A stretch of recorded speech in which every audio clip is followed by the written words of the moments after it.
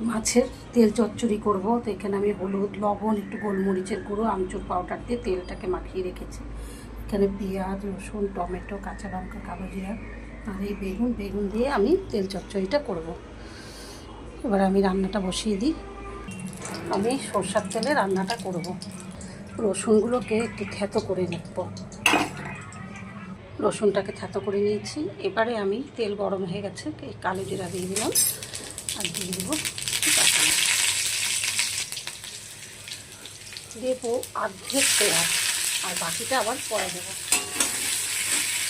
এখানে আমি পেঁয়াজটা কেটে রেখেছিলাম, তার অর্ধেক পেঁয়াজটা এখানে দিলাম।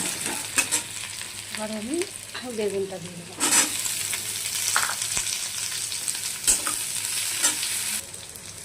দিয়ে দেবো নুন, হলুদ আর লঙ্কার গুঁড়ো।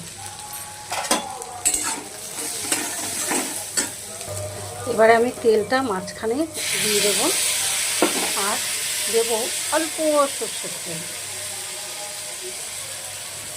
দিয়ে দেবো বাকি সব কিছু, পেঁয়াজ, রসুন,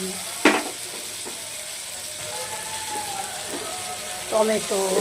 এখানে কোনো জল পড়বে না, এটাই মিডিয়াম আঁচে আমি ঢাকা দিয়ে করব।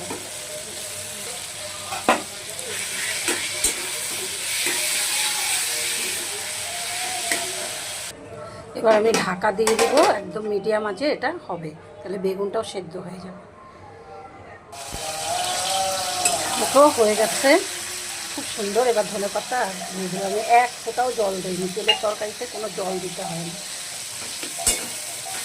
এবারে নামিয়ে নিই।